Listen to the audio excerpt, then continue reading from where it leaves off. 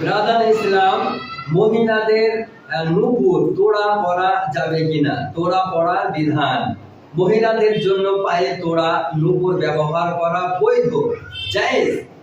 তবে শর্ত হলো এই যে তাতে যেন ঘুঙুর ঝুমঝুমি না থাকে, যে ঘন ঘন করে আপনার ঘোড়ার মতো আওয়াজ হয়, এরকম ঝুমঝুমি ঘুঙুর যেন না থাকে। ঘুঙুর ঝুমঝুমিওয়ালা তোড়া ব্যবহার করা নাজায়েজ ও হারাম।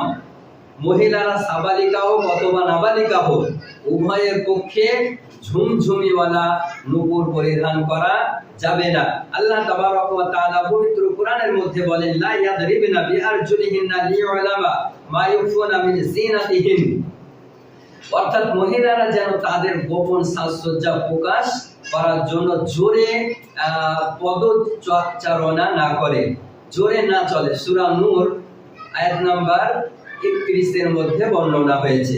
এ সম্পর্কে একটি হাদিস বর্ণনা হয়েছে হযরত আব্দুর রহমান বিন হাসান রাদিয়াল্লাহু তাআলা আনহু এর মুক্ত দাসী বোনানা হযরত আয়েশা রাদিয়াল্লাহু তাআলা আনহা সূত্রে বর্ণনা করেন যে একদা তিনি হযরত আয়েশা সিদ্দিকা রাদিয়াল্লাহু তাআলা আনহা এর নিকট উপস্থিত ছিলেন। তখন একটি ছোট্ট বালিকাকে নিয়ে আসা হলো। বালিকার পায়ে তোড়া ছিল, যার ঘুঙুর ঝুমঝুমে বাজছিল। তা শুনে আমার নবী পাক সাল্লাল্লাহু আলাইহি সাল্লাম বললেন, এর পা থেকে তোড়া না খুলে তাকে আমার কাছে আনবে না। তিনি আরো বলেন, আমি নবী পাক সাল্লাল্লাহু আলাইহি ওয়াসাল্লাম কে বলতে শুনেছি, যে ঘরে ঘন্টা থাকে সে ঘরে ফেরেশতা প্রবেশ করে না।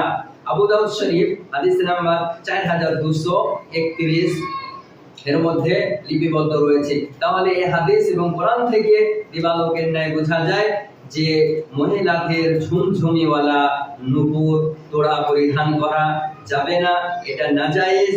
বিনা ঝুমঝুমিওয়ালা যদি হয় তাহলে মেয়েদের পরিধান করা জায়েজ।